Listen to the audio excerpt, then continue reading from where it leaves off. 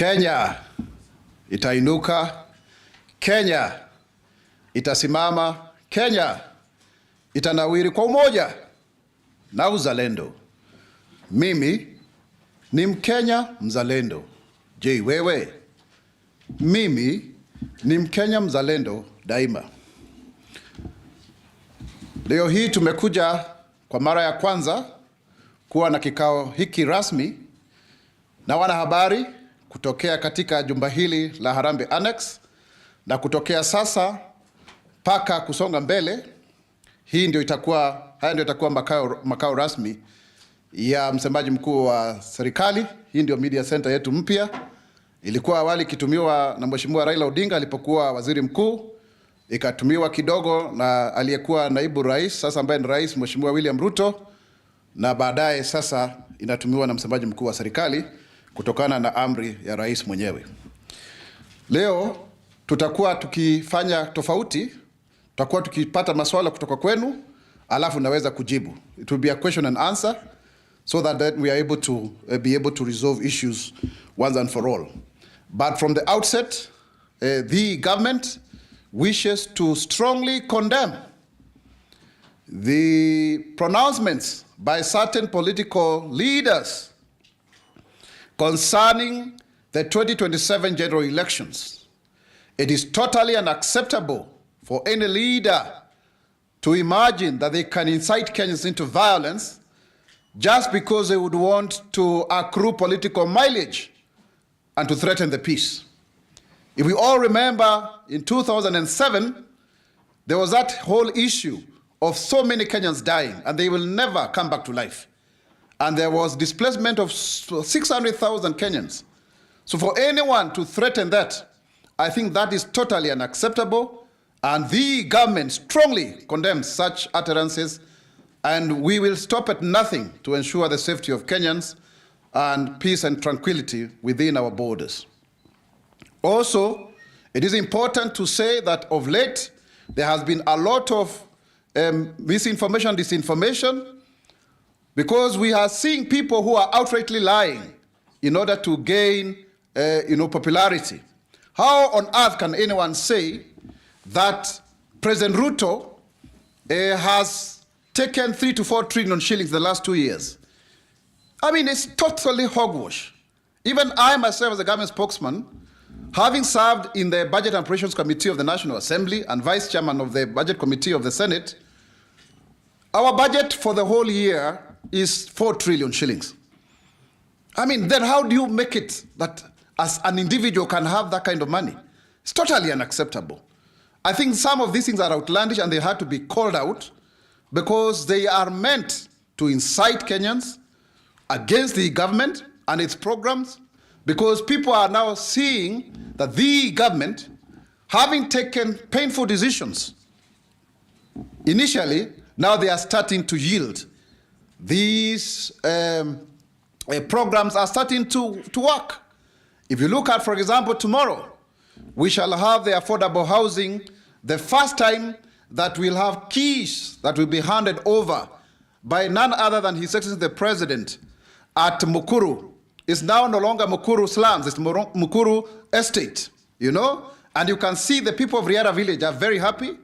13,248 units are up, and 1,080 people will receive their keys already. Over 970 of those units have been verified and the ownership.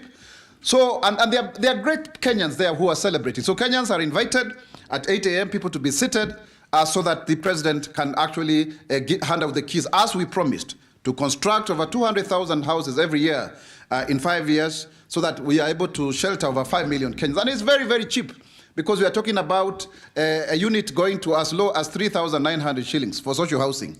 3,900 shillings per month. It's unbelievable. The other affordable housing unit is going for 7,250. It's called affordable housing, and the other one, affordable middle class, 21,160. So you can see people who are earning on 20,000 and less are able to now own homes, studio apartments, 1 bedrooms, and we'll proceed going forward. And that is why we are saying this is how the money has been used. This is how the money has been used to transform the lives of Kenyans. not for people to make outlandish statements going forward. We are also seeing people who are resisting change and fighting back. The head of public service is the #1 public servant in this country. And he has the seal of the president. He is the one who executes that which the president wants to be done. He helps to run the government on a daily basis. And so therefore, people who are resisting change in state corporations, in ministries, departments, and agencies are not amused. Because for the first time, we are seeing a head of public service who is resolute, who is determined to weed out corruption, and there are those who are resisting change when it comes to issues to do with e-procurement.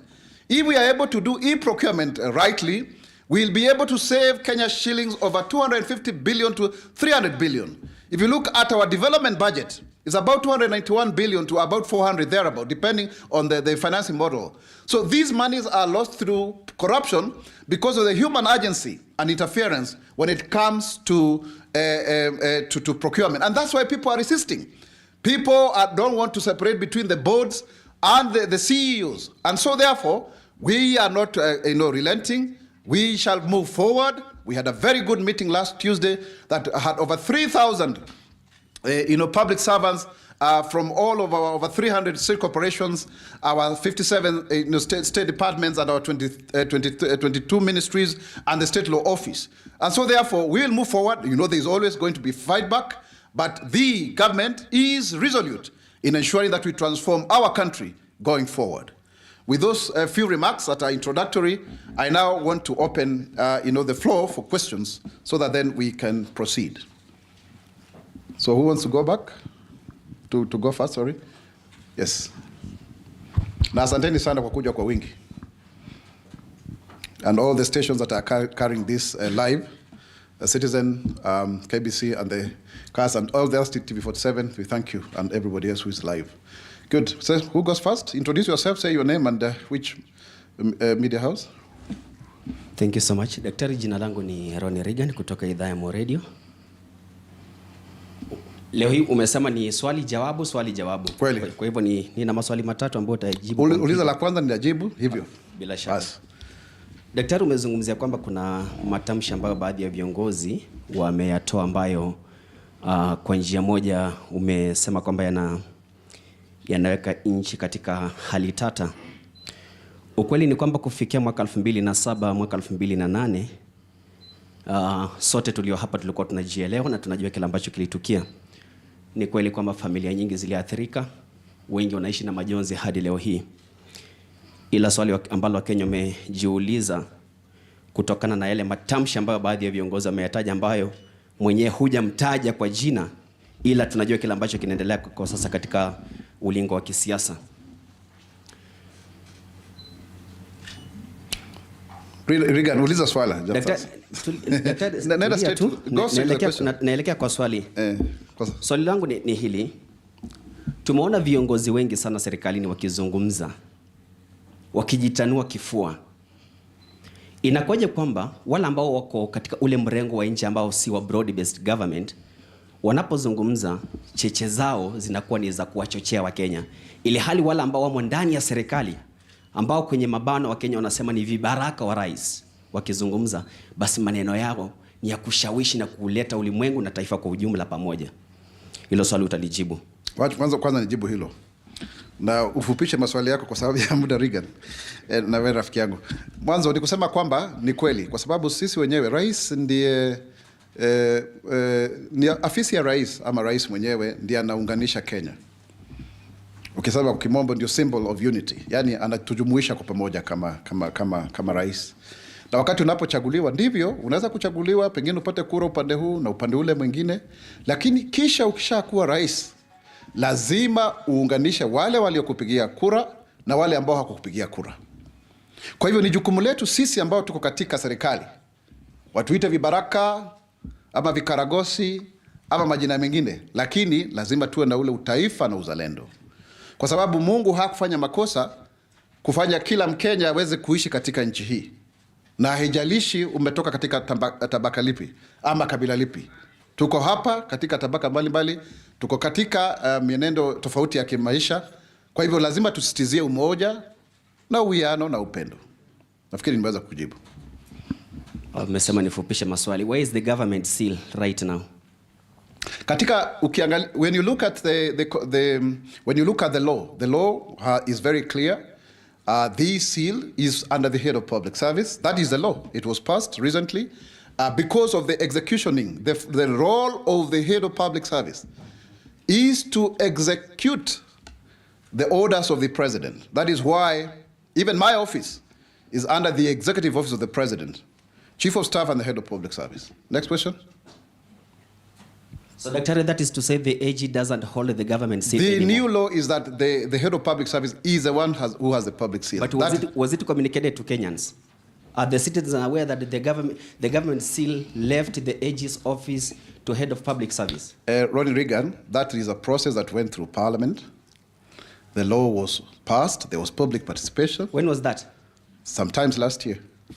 So let us maintain that way. You can confirm with the Hansard.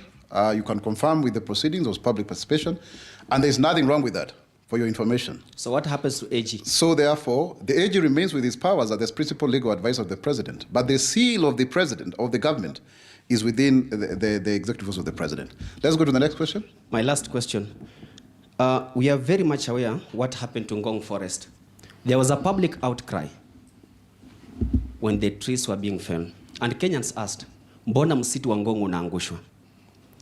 Jawabu ambalo tulipata kutoka kwa the then cabinet secretary wa mazingira alitueleza kwamba wanaangusha miti ambayo imezeeka, ambayo haina umuhimu wala faida kwa Wakenya, ndio wapande miti ambayo inaleta umuhimu na faida kwa Wakenya. Ujenzi ukaanza. Serikali ilijua kile ambacho kilikuwa kinafanyika. I&M Foundation na serikali ya Kenya walishikana kuleta ujenzi ambao walisema ulikuwa pia uleta manufaa kwa Wakenya.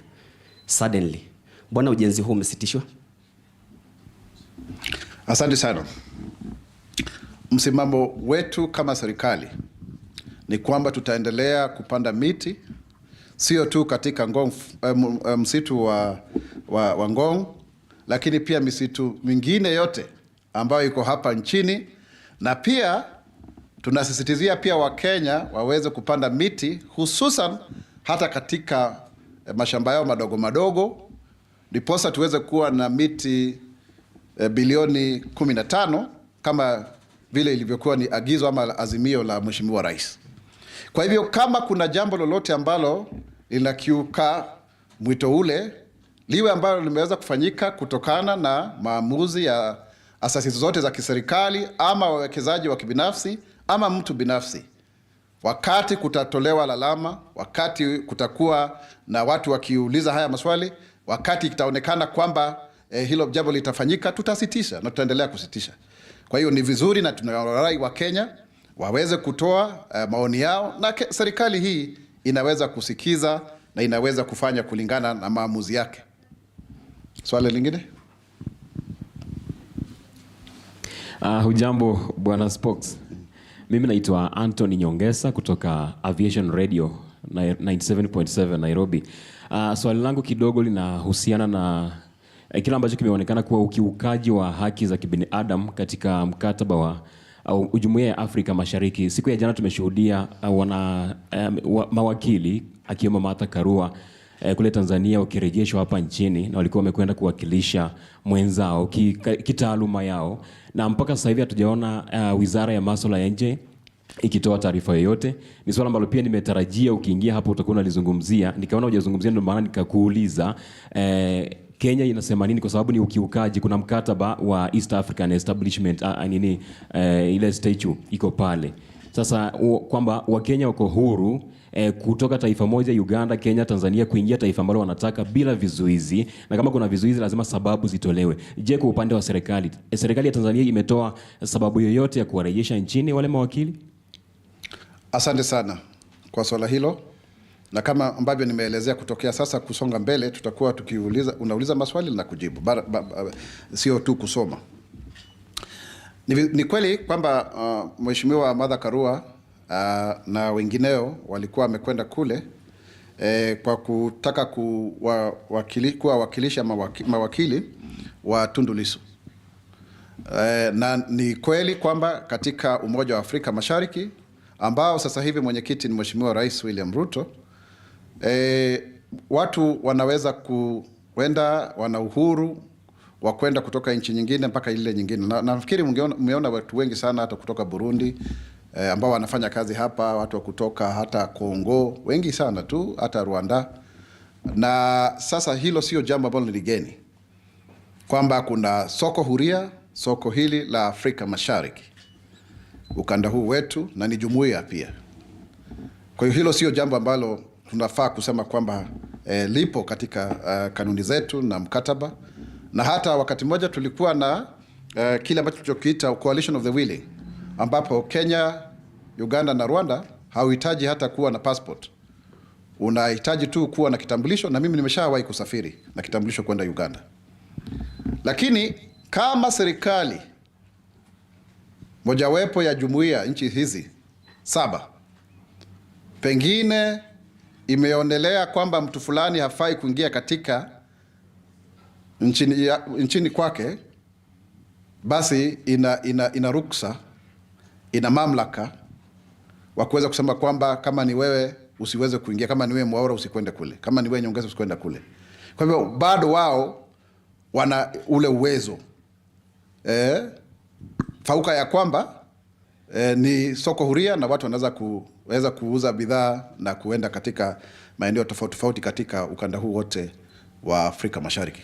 Kwa hiyo kama wao wameamua vile, huo ni uamuzi wao, lakini hilo haliondolei kwamba kuna uhuru, kwa sababu pengine hatujui kile ambacho kilifanya wafanye vile, kwa sababu hayo ni maamuzi ya kwao, na Kenya haihusiki hata kidogo kwa mambo yale, kwa sababu hata sisi wenyewe tunaweza kusema kwamba mtu fulani asiweze kuingia katika nchi hii kama serikali.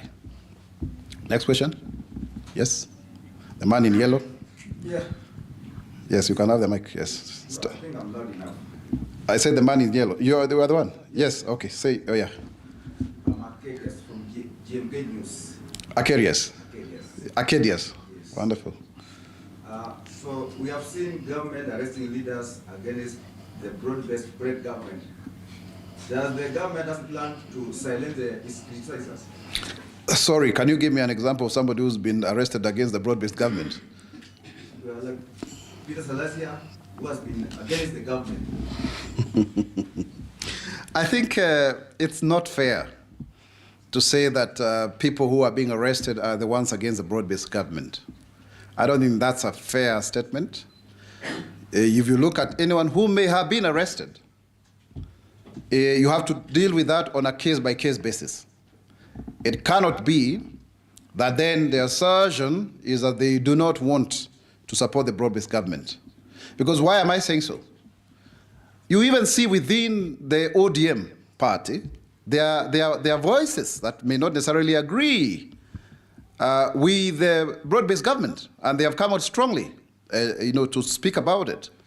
We are a free and a democratic country, and it's not just ODM.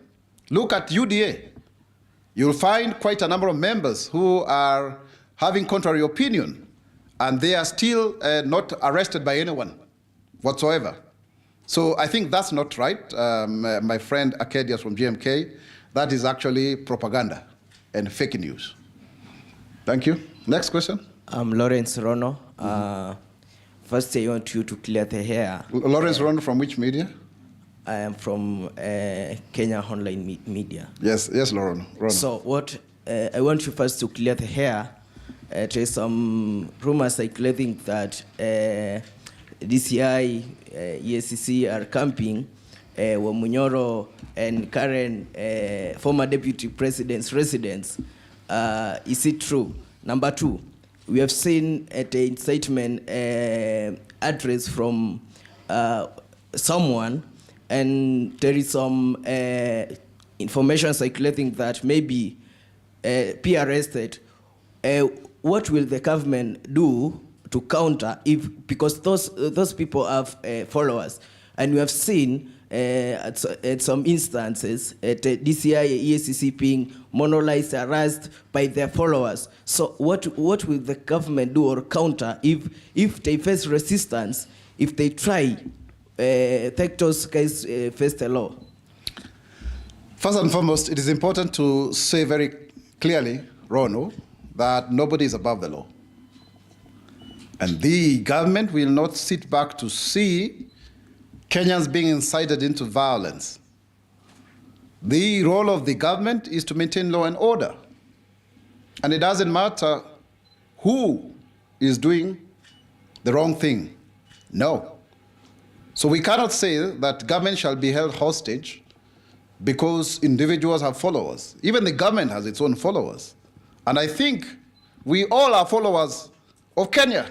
We should be protected at all costs because we don't have any other home other than this one. We have a country that is doing extremely well, that is the third largest economy in sub-Saharan Africa after having overtaken now Ethiopia and Angola, sixth in the whole of Africa, a country that has received the highest amount of investment money, startup capital for the last 2 years, $800 million, 2023, $638 million, 2024, a country whose shilling is strengthened, a country whose foreign reserves are now at 9.6 billion, so that at for 6 months we can stay without having any new dollar in the economy and we'll be able to do our imports.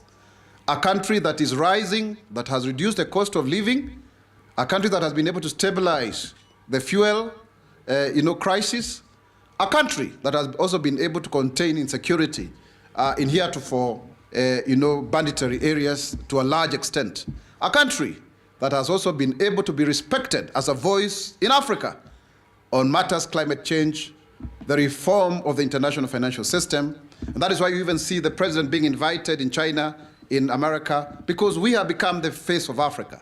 That is a country that we must protect at all cost, without fear or favor. Next question. Yes, good morning. This is Jeremy Kijo from Ghetto Radio, and my question is, why is the government trying to impeach the impeached leaders from People's Heart? Yesterday, we saw police officers attacking the peaceful meeting of a former Meru governor, and they tear-gassed the driver was hurt. She's now hospitalized. And also, during Mother's Day, she was tear-gassed. So why is the government trying to impeach leaders from People's Heart?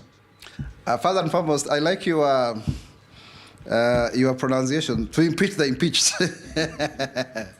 I don't think we can say that is not even plausible. It's not even workable.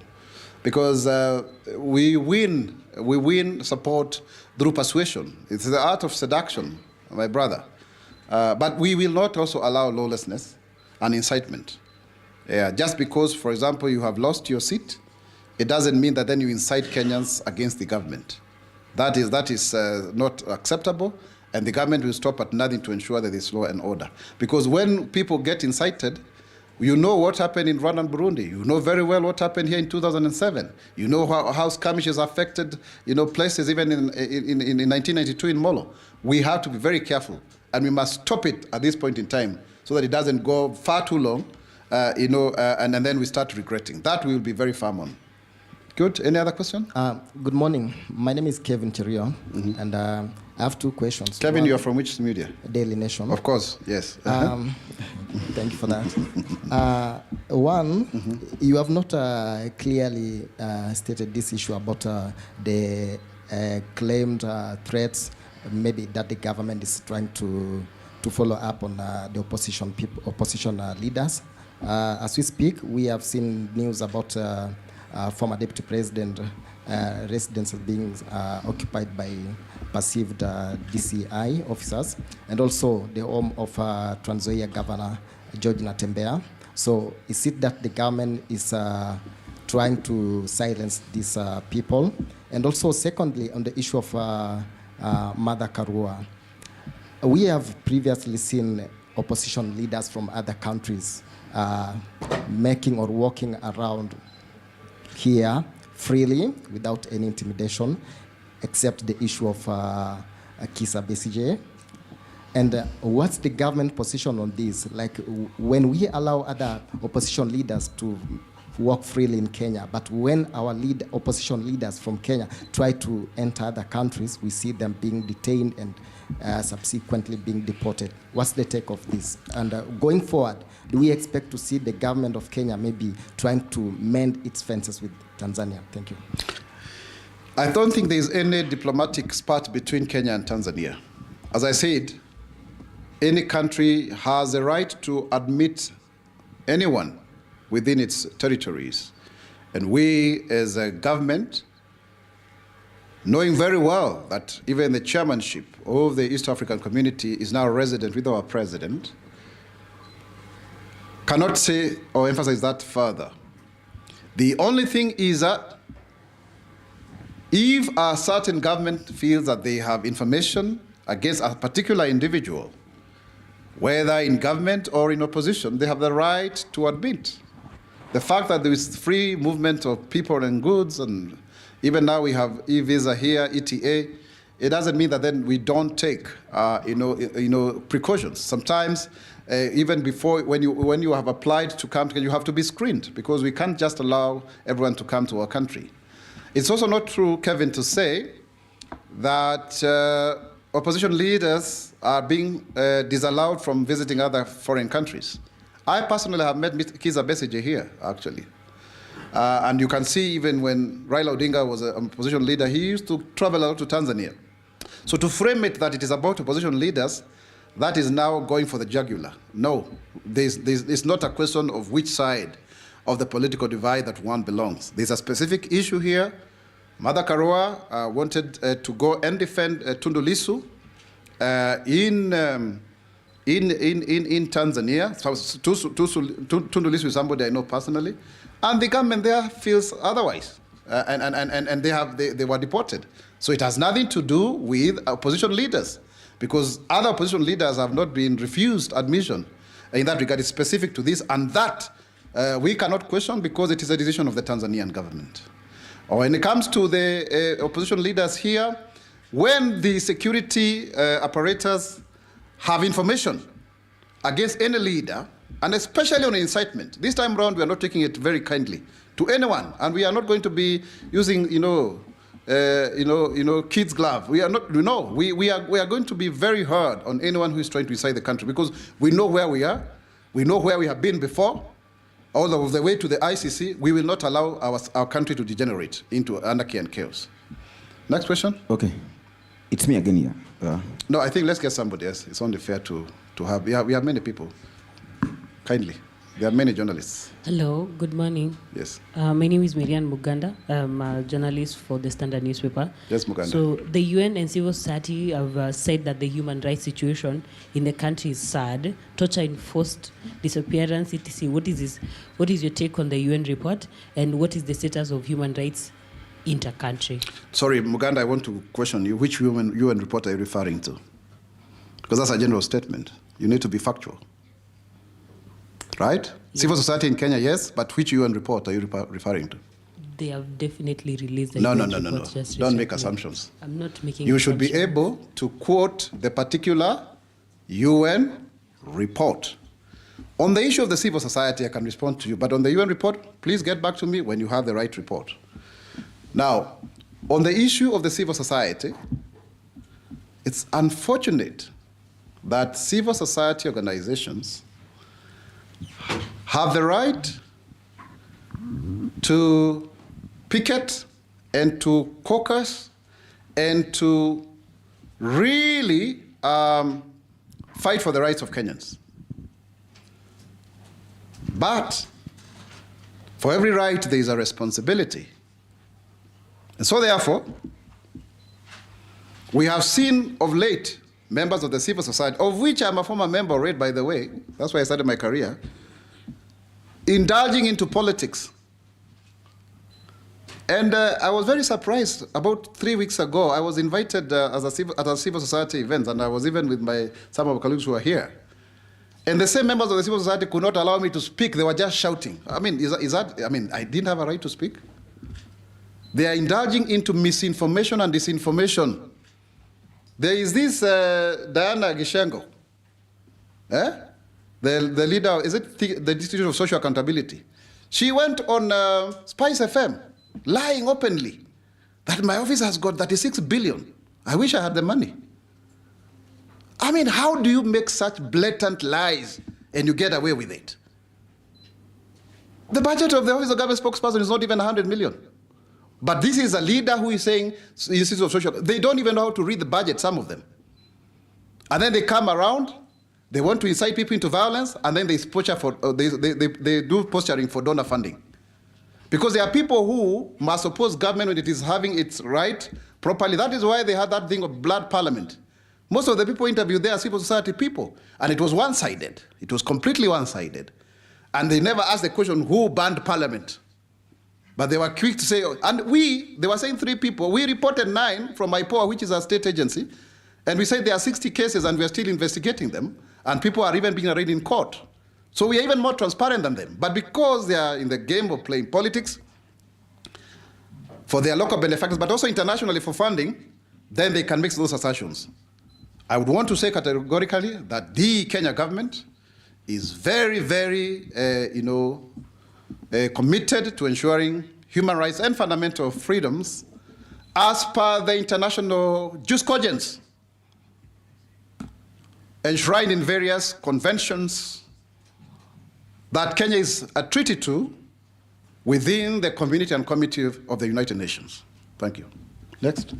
Asante sana, naitwa Jathan Kamau kutoka Radio Citizen. Na swali langu ni kuhusiana na hizi na harambee ama zaitwa bottom up economic yes, viongozi wa serikali. Hata nilikuwa jana moja Katondo. Kumaanisha serikali imeshindwa kusaidia wananchi wote, sasa imeenda kufanya harambee kule mashinani, ama lengo la hizi harambee ni nini? Na tuliona mwaka jana rais akisema hakuna any civil servant ama mkuu wa sheria ama mkuu wa serikali atakubaliwa kuwa kishiriki hizo harambee. Mwaka mmoja hujaisha, lakini tunaona kwanza hizi harambee zinaongozwa na wakuu wa serikali ikiwemo hadi naibu rais. Asante sana. Mwanzo rais alisema kwamba kutapendekezwa sheria kuhusu harambee. Sawa sawa? Hiyo sheria bado haijapasishwa bungeni. Wakati kipasishwa itatoa kanuni na mikakati ya ni vipi ambavyo unaweza kuhusishwa katika harambee. Na harambee ni jambo ambalo tumelizoea, ni jambo ambalo tumekuwa tukilifanya, na wengi wetu hata hapa wamesomeshwa kupitia harambee.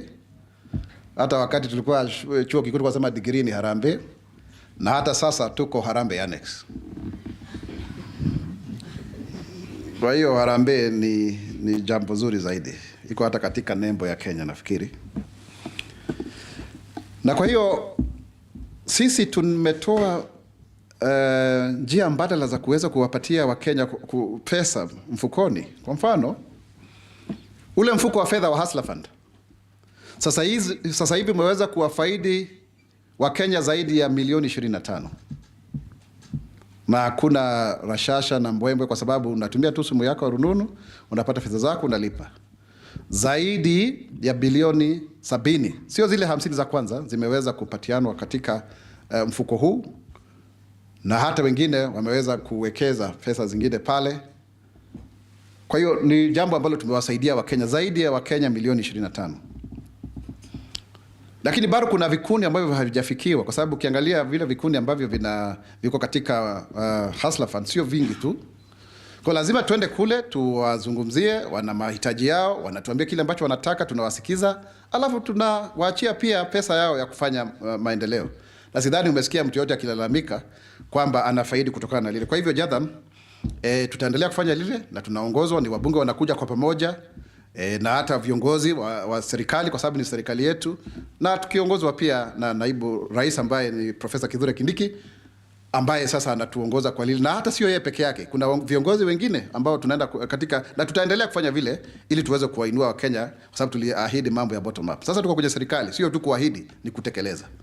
Asante. Another question? Good morning, Dr. My Yes. name is Caleb Korir from Jedka Media. Yes. And there's something you talked about earlier on not Hustler Fund, that is a housing fund, housing Affordable housing. Affordable housing itself. Yes, please. So my question is, how many units are ready? And what criteria is the government using to decide who gets the house and who doesn't? And there's another question also on Hustler Fund. Okay. There's a time when we heard that the government is going to use forceful measures to recover the money for those who are defaulting. So what is the government doing on that front as well? Thank you. Yes, we have enough data to see to it that we can tell for those who are defaulting on what measures we shall use. Will be announced as we go by, but we will do so because it's not fair for you to take money and then you don't want to pay, and you remember the Minister for Cooperatives spoke very strongly about it. But let me come to the issue of affordable housing and allow me to refer here. Tomorrow, 20th May 2025 at 8 a.m. marks a historic milestone in Kenya's journey towards dignified living for all, as His Excellency President William Ruto presides over the handover of 1,080 keys to beneficiaries of the Mukuru Affordable Housing Project in Embakasi South, Nairobi, as the largest single housing initiative in the country, spanning 56 acres and comprising 13,248 units. You don't need to know anyone. You just go online, Boma Yangu, *832#, you register, and then you are qualified according to where the houses are. So you don't need to know anyone. And it's one house, one ID. That's one house, one national ID. The Mukuru project stands as a beacon of hope for low-income families. This event symbolizes the government's unwavering commitment to the bottom-up economic transformation agenda, addressing Kenya's urban housing deficit and uplifting communities long burdened by the challenges of informal settlements. The handover of these modern, safe, and affordable homes is a testament to the transformative power of the affordable housing program, offering residents not just shelter, but a pathway to stability, security, and pride. The new Mukuru Housing Estate, with its 26 blocks of 5,616 bed-sitters, 14 blocks of 3,024 one-bedroom units, and 48 blocks of 4,608 two-bedroom units, is designed with safety and resilience in mind, featuring proper spacing, emergency access roads, and modern amenities. Beneficiaries like Maximilian Kamodo, who once paid Kenya shillings 4,000 monthly for cramped fire-prone Mabati rooms, will now invest in home ownership with payments of as low as 3,494 per month for a studio apartment valued at 640,000. This rent-to-own model, supported by flexible payment plans and deposit assistance, ensures accessible homes for low-income earners who are your day-to-day mjengo man, mama mboga, boda rider, because that's the kind of rent that they pay, turning the dream of home ownership into reality. The project has created over 160,000 jobs and counting, empowering local communities and driving economic growth. As we celebrate these landmark achievements, the Mukuru project underscores the government's broader vision to deliver 200,000 housing units annually, reducing the national housing deficit and transforming informal settlements across Kenya, with 970 of the 1,080 households already verified and final touches underway for tomorrow. The excitement amongst beneficiaries is palpable. Residents like Godfrey Odhiambo, chairman of Mukuru's Riara Village Beneficiaries Association, describes the estate as our new Konza city, a source of community pride and a model for urban development. So you can see the many people who are benefiting. We've been there. I have with somebody like Bibiana Wambua saying that now at least there is clean water. She also tells us how children who are walking in darkness as they were going to school, now they don't have to have a lot of fires there.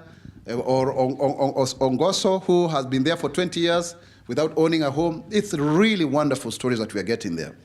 And that is a Kenyan spirit that we want to emphasize on. That is a Kenyan spirit that we want to have. And that's why we are very happy about our athletes in Doha because of their win, Cheruiyot, Chepchirchir, and that whole group. We say Kongole, Hongera, we are very proud of you. And that we want every Kenyan to win. We want every Kenyan to win We want every Kenyan to go to school and to be actually well fed. And that is why in matters of education, the Kenya Kwanza administration has prioritized equitable access to quality education, skills development, and systemic reforms to empower learners, educators, and institutions. When it comes to employment of teachers, the government has employed 76,000 teachers, including 68,313 junior secondary school teachers on permanent and pensionable terms, as part of this goal to recruit 116,000 educators by the year 2027. An additional 24,000 teachers are set to be employed by the next financial year, further reducing the teacher shortage previously estimated at 90,000. And even as we speak, we are replacing those that have left the teaching profession due to natural attrition. And the advertisement is there, over 2,000 positions. And for example, in Bungoma County, the deployment of 1,500 new JSS teachers has lowered the student-teacher ratio, enabling personalized attention for learners and improving academic outcomes in subjects like mathematics and science. This has enabled schools like Kimilili Primary to offer specialized science lessons, boosting student performance in national assessment. The review of the competence-based curriculum CBC, the education system has transitioned from the competence-based curriculum CBC to, this is a new term, to the competency-based education and training, CBET. So we are no longer saying CBC, it's now CBET. This CBET framework has been as a result of extensive public consultations. It emphasizes practical skills, critical thinking, and innovation, aligning education with market needs and betters job creation goal. The Kenya Institute of Curriculum Development has streamlined subjects to reduce the burden on students and teachers. At Mweki Primary School in Nairobi, the biggest primary school that we ever have, over 3,000 kids, grade 7 students under CBET are engaged in community-based projects such as designing low-cost water purification systems, integrating science, entrepreneurship, and environmental education. We've also been able to enroll 3,520 students at the National Open University of Kenya. This is very good, up from 1,500 before. The National Open University of Kenya, chartered in August of 2023 and based at Konza City, Machakos County, has enrolled 3,520 students since its inception. The institution leverages digital platforms to provide flexible, affordable higher education, particularly for working professionals and learners in undeserved regions. Peter Omondi, a 32-year-old nurse from Siaya, is pursuing a bachelor's degree in public health through the Open University online platform, enabling him to advance his career while continuing his job at a local health center without relocating. And we are asking Kenyans to register in huge numbers. Our target is that by now we should have 5,000. Please register. You can work as you learn, because we need to create awareness on that. Please, the members of the state help us in doing so that many people can register in the Open University. Successful transition to junior secondary school, JSS. We have now, as a government, been able to build 23,800 new classrooms, 18,000 from the national government, and 5,800 through CDF. This transition to the JSS curriculum under the CBET framework has been bolstered by the construction of these new classrooms nationwide, ensuring adequate infrastructure for 1.31 million learners registered for the 2024 Kenya Primary School Education Assessment, KPSEA. The JSS curriculum introduces vocational and technical training skills early, preparing students for diverse career paths. For example, at St. Joseph's JSS School in Nakuru, newly built classrooms equipped with digital learning tools have enabled students to explore robotics and coding, fostering innovation and aligning with Kenya's growing tech ecosystem. On TVET, it is important for us to report that 238 institutions have been built across 290 constituencies, only remaining 52. And this is very important because we are also adopting the recognition of prior learning, RPL, of which over 5,000 Kenyans who are the Juakali artisans have been given certificates because they have more knowledge than even you go to school. For example, Mary Wanjikwa, 29-year-old tailor from Thika, earned a certificate in fashion design through the RPL program at the Thika Technical Training Institute, securing a contract to supply uniforms to local schools. On the university and tertiary education funding model, The government is refining the university and tertiary education funding model to ensure equitable access to quality education, increase financing support through the Higher Education Loans Board, and adjustments to the public university funding model has expanded opportunities for many. In 2024, 36,282 students enrolled in public primary teacher training colleges, a 49.5% increase from 2023 because now they can see their jobs for teachers, driven by the revised entry requirements and enhancing funding even for those who are marginalized, people with disabilities, and people from marginalized areas. Like Amina Hussein, a first-year student at Kenyatta University from Garissa, is able to benefit from the revised funding model, which covers 80% of her tuition fees, allowing her to pursue a degree in environmental science without financial strain. Further, the government will continue to accelerate outstanding reforms, like upgrading the NEMIS to now KEMIS, Kenya Education Information Management System, and PSB Talk launched it last week on Thursday. Enhanced KEMIS will improve real-time data collection as demonstrated by its role in tracking textbooks distribution to 99% of public schools in 2024. With 129,463 basic learning institutions in 2024, this is a 38.8% increase from 2023, and TVET enrollment reaching 709,885 students. So TVET enrollment, 709,885 students. Kenya's education sector is expanding rapidly. Initiatives like Nyota project and the RPL, which trains youth with low formal education and targeted investments in rural and regions, are reducing disparities. The government calls on parents, teachers, students, and partners to sustain these gains, ensuring every Kenyan is equipped with the skills and opportunities to thrive. Further, no parent will be required to pay examination fees.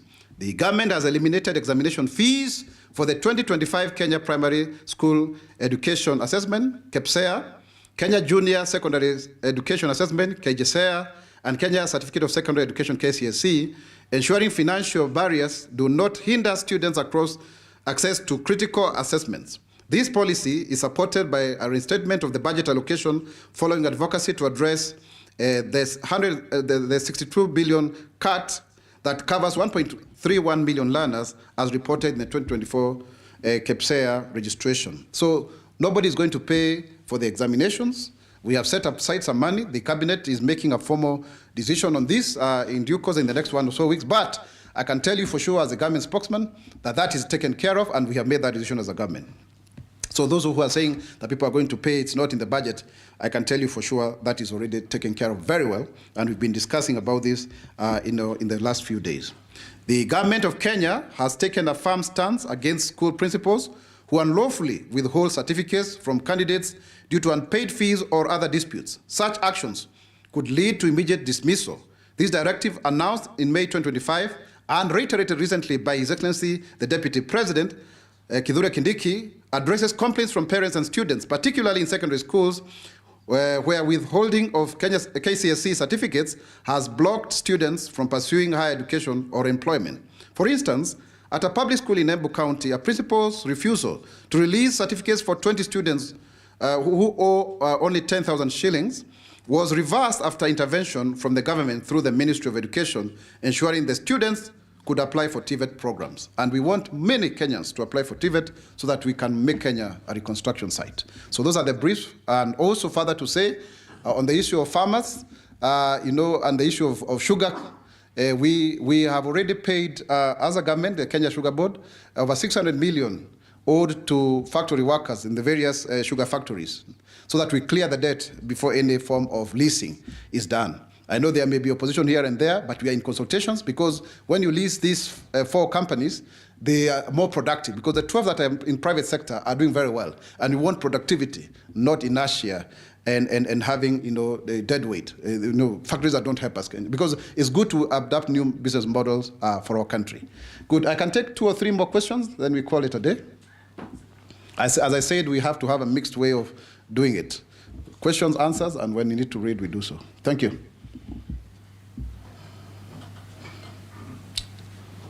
So, habari daktari. Mzuri sana, unaitwa nani? Moro kutoka K254 Media. Okay, Muhoro, habari yako? Mzuri. Mzuri sana. Usiniangalie na ile macho kwamba ninafaa kukujua. Wengine hawakufahamu. So mine is under security. Okay. From a random guy, he told me that we have criminals working within the government. And for sure, maybe the ground cannot get convinced that the government is working to secure its people. Why don't you just end these issues of political arrests, youth arrests, abductions, etc.? Thank you. I think that's not a fair question, Mohoro. Because there are lawful arrests, and they must continue.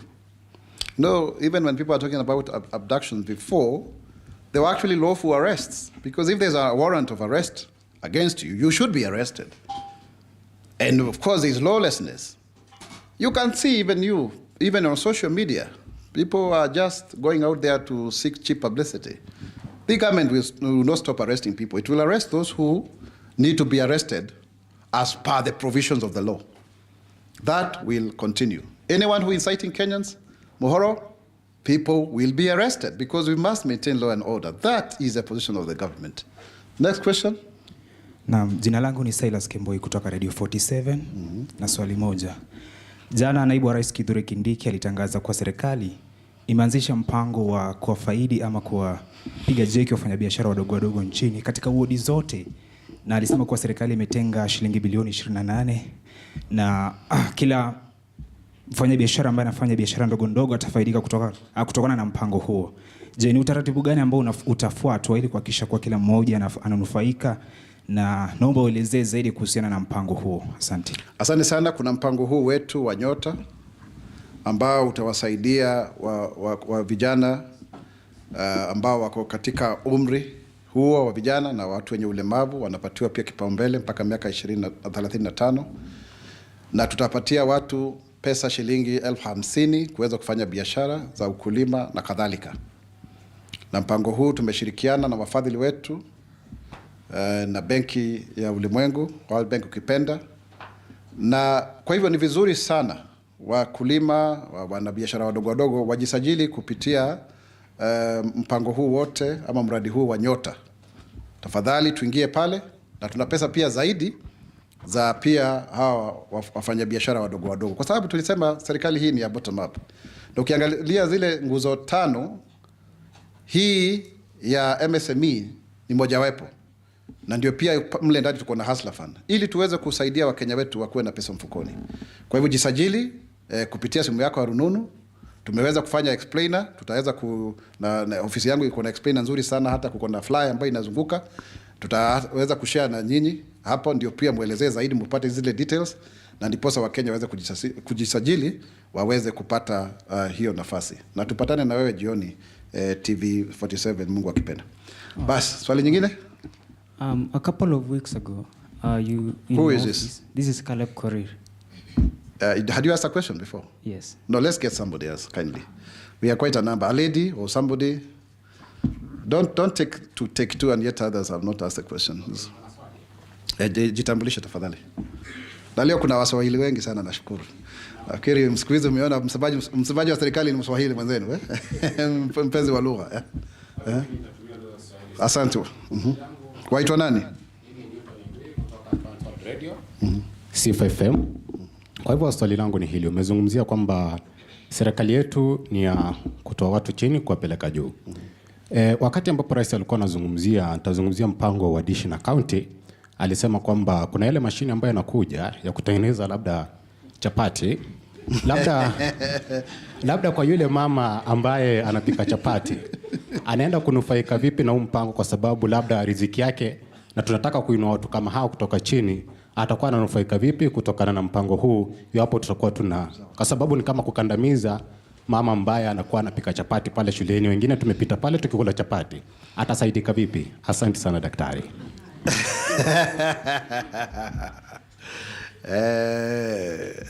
Yeye watu mko na maneno sana.